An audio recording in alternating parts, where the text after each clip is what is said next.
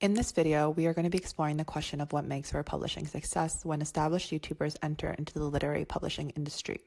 More specifically, what is the publishing industry looking for when scouting for authors within the YouTube community?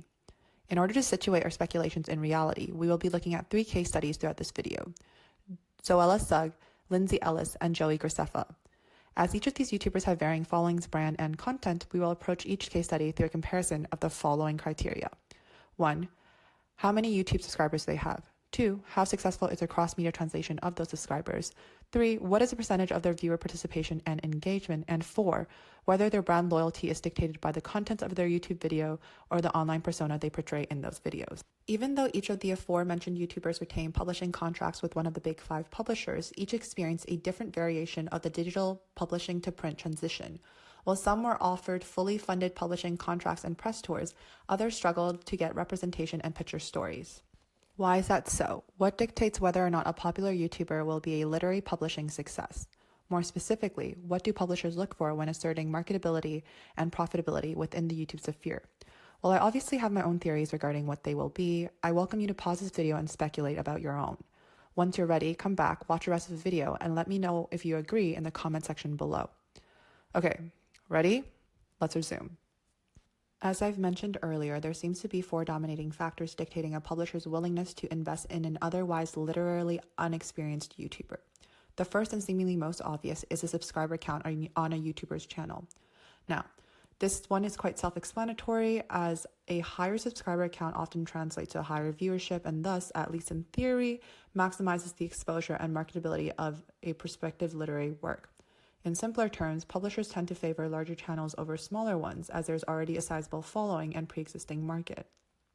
Additionally, publishers understand that an existing viewership will not necessarily translate into an equally sizable readership, and so they choose to play the number game. The larger the initial pool, the more likely that there will be consumers willing to pay for a work of literary fiction. However, it is quite obvious that the subscriber count does not always translate into a willing consumer base. In fact, the free market is much more complicated than that. As with all other commodities existing within today's marketplace, literary publications and sales are motivated by supply and demand. As we know, a large market does not necessarily create a large demand. Depending on the product in question, there may be little to no demand within even the largest of markets. As such, despite placing value on a YouTuber subscriber count, publishers also look for a variety of other factors when assessing a YouTuber for profitability and marketability. One of those factors is an individual's ability to translate a high subscriber count across multiple media and social media platforms. In other words, has that YouTuber already established their ability to successfully translate their YouTube success across multiple different platforms? Is their digital success easily replicated elsewhere, or is it confined within the parameters of YouTube? From a marketability and profitability standpoint, it is easy to understand why publishers might be reluctant or unwilling to invest in individuals who do not already have a significant following outside of YouTube. Where successful YouTubers are concerned, this implies one of 2 things. Either they don't care to translate their success across different platforms, or they are unsuccessful in their attempts to do so.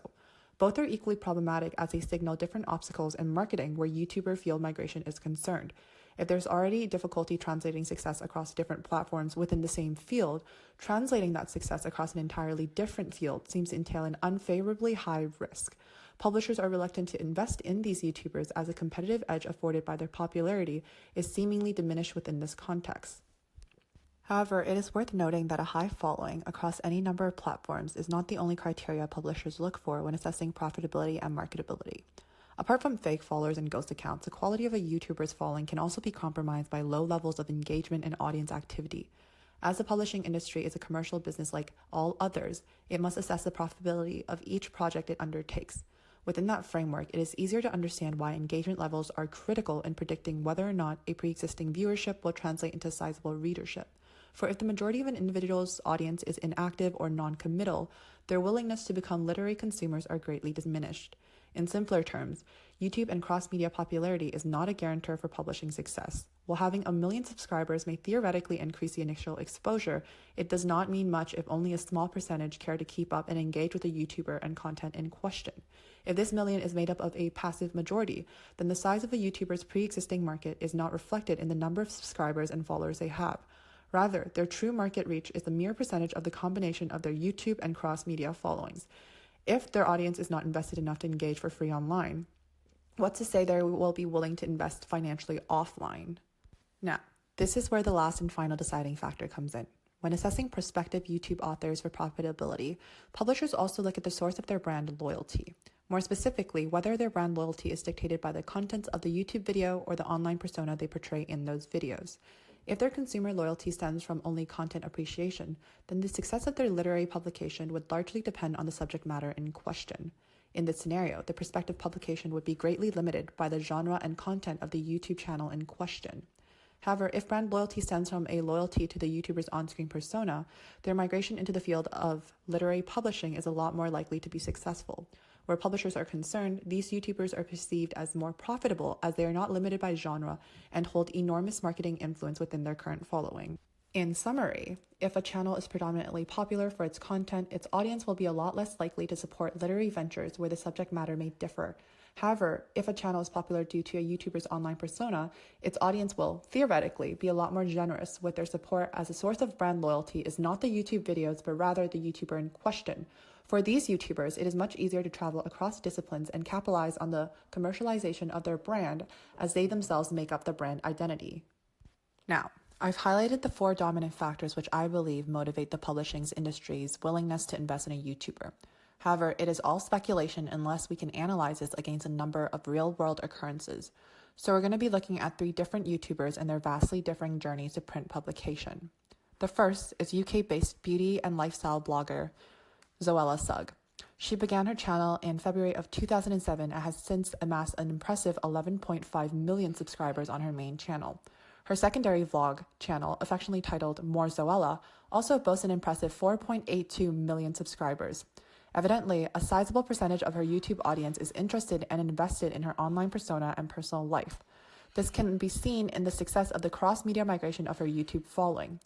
While her Instagram profile boasts an impressive 9.5 million followers, her Twitter following surpasses her YouTube subscriber count at a solid 12.3 million, or rather, a 106% retention of her initial YouTube following.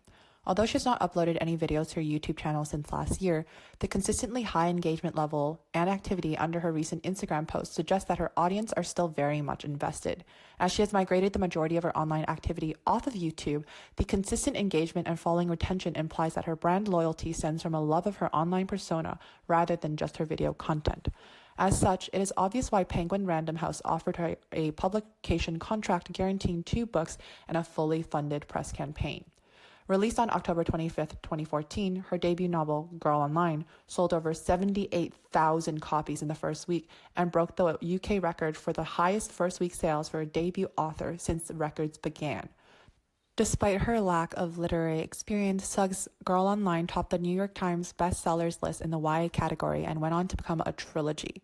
However, some would argue against calling her a true publishing success, as the character and storyline of Girl Online appears to be a mere extension of her online persona. As the story begins when an anonymous 15-year-old blogger's blog goes viral, critics believe some of the key elements motivating sales are the similarity between Sugg's online persona and that of her protagonist. As such, Sugg has not actually established literary success, as her publishing success is largely motivated by consumers' brand loyalty. To complicate matters further, there were a lot of controversy surrounding her dishonest use of a ghostwriter. Although she initially credited 2 individuals from the team at Penguin Random House for helping her along the publication process, she very much advertised Girl Online as a work of her own. As such, the public was understandably upset when it came out that ghostwriter Siobhan Kerham had actually written the entirety of the book. On this, Penguin Random House released a statement that read, "The factual accuracy of the matter is simply that Zoe Sugg did not write Girl Online on her own." Shockingly, however, this scandal did not negatively affect book sales, and her fans rushed to her defense. Evidently, in the case of Zoella, the publishing industry made a great investment as they anticipated the enormous marketing influence associated with her brand. Her high following and loyal fan base ensured that as long as she didn't deviate too far off brand, any business venture would be profitable so long as the buy-in cost wasn't too high. Now, let's look at a YouTuber on the opposite end of that spectrum. Although Lindsay Ellis only has 897,000 subscribers, her video essays tend to perform better, on average, than Sugg's videos. Often hitting 1 to 2 million in views, it is quite obvious that Ellis's appeal comes largely from the content and subject matter of her videos. However, Ellis is not quite as successful in translating her YouTube following across platforms, as her Instagram account only has 18,800 followers, while Twitter only has 227,000. When analyzed against her YouTube following, she has an audience retention rate of only 2% on Instagram and 25% on Twitter, a markedly lower percentage than that of Sug's 106%. Now, if analyzed against the 4 factors identified earlier, it is quite obvious why publishers may not view Ellis as a profitable investment. Although her videos tend generally to perform well, her inability to translate her YouTube audience across platforms implies that her brand loyalty stems from her video content and not her online persona. As her science fiction novel falls outside of the genre of her YouTube channel, it would be quite difficult to leverage her following in any financially significant way. As such, it is easy to understand why Ellis struggled to secure a publishing contract with one of the big 5 publishers. In a video titled How to Get a Book Deal in 10 Years or Less, Ellis laments about the various obstacles she's had to overcome before securing a contract with Macmillan's publishers. Her sci-fi novel, Axiom's End, is set to be released in July of this year, and an analysis of its initial reception might lend some further insight as to whether or not the aforementioned factors are wholly determinant of a YouTube author's success. Now, while Sug's publishing success is undermined by her enormous following and deceptive use of a ghostwriter, the performance of Ellis's debut novel seems to be more organic, as its success will largely depend on the storyline and writing itself. However, as her book has yet to be released, we can only speculate about what the potential outcome might be. One example that falls between Sug's ghostwritten Girl Online and Ellis's largely self-authored Axiom's End is Joey Graceffa's Children of Eden trilogy. Unlike Sug and Ellis, this is not Graceffa's first literary publication, as he's already published a New York Times best-selling memoir titled In Real Life, My Journey to a Pixelated World. However, as Children of Eden is a dystopian YA novel, it falls outside the genre of both his YouTube channel and his previous publication. Unlike Sug and Ellis, Graceffa is quite honest with his lack of interest in literary publishing. He tells his subscribers that his dream is to create a Hollywood movie and that these books are meant to be a stepping stone to that end. More specifically, he didn't know how to go about creating a movie, so he thought that it would be a good idea to write books and have them be adapted into movies instead. This is worth noting, as it means that Children of Eden was written in a way to advance marketability and profitability, 2 things that publishers really value when investing in any literary work. It is also worth noting, as Graceffa is basically saying, buy this book because I want it to be adapted into a movie, and not buy this book because I stand behind its literary quality. Additionally, Graceffa also boasts a YouTube following of 9.36 million and a follower retention of 5.6 million on Instagram and 4 million on Twitter, or rather a retention rate of 59% and 42% respectively. Although this is much lower than Sug's 106% on Twitter, it is still markedly higher than Ellis's 25%. A quick analysis of Graceffa's most recent Instagram post also shows engagement and activity levels comparable with that of Sug's Instagram post. Both easily amass thousands of likes and hundreds of comments, while Ellis only has hundreds of likes and comments averaging around 40. As such, it is quite evident why publishers view Graceffa as a more profitable and marketable investment. For the majority of his audience, loyalty stems from his online persona rather than his video content. In fact, his videos, like Sug's, tend to perform worse on average than Ellis's, who only has a fraction of the subscribers they do. And so, the success of Graceffa's Children of Eden, another New York Times bestseller, seems to reaffirm the importance of the 4 factors mentioned earlier. When publishers are assessing a YouTuber's profitability and marketability as an author, they are looking to answer the questions below. 1. How many YouTube subscribers do they have? 2. How successful is their cross-media translation of those subscribers? 3.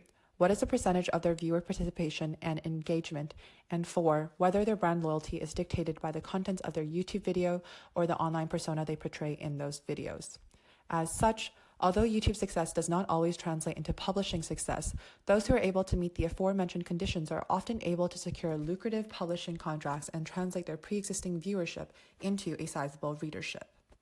Now, I've given you my theories on the 4 factors dictating a publisher's willingness to invest in an otherwise inexperienced YouTube author. However, as I've mentioned earlier, I cannot round out my analysis until Ellis's novel is published in July. As such, I'm asking you, the viewers, to share your theories in the comment section below. What do you think makes for a YouTube publishing success?